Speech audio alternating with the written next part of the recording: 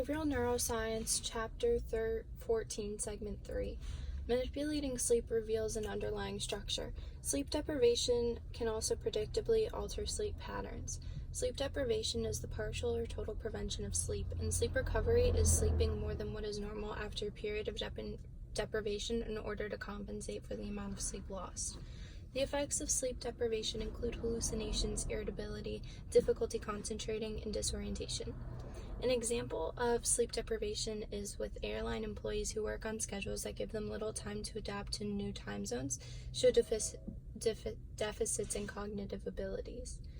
So there are also biological functions of sleep. This includes that it conserves energy, enforces in niche adaptation, restores the body and brain, and aids in memory consolidation.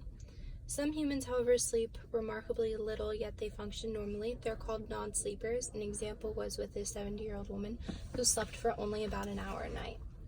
There are also at least 4 interacting neural systems that underlie sleep, including the forebrain system, which can display SWS, the brainstem system, which activates the forebrain into wakefulness, a pontine system, which triggers REM sleep, and a hypothalamic system, which affects the 3 other brain regions to determine whether the brain will be awake or asleep. And finally, the forebrain generates a slow wave sleep. So general anesthetics are drugs that renders an individual unconscious. There's also an experimental preparation in which an animal's brainstem has been separated from the spinal cord by a cut below the medulla called the isolated brain, and similarly there's the isolated forebrain, which in an animal's nervous system has been cut in the upper midbrain, dividing the forebrain from the brainstem.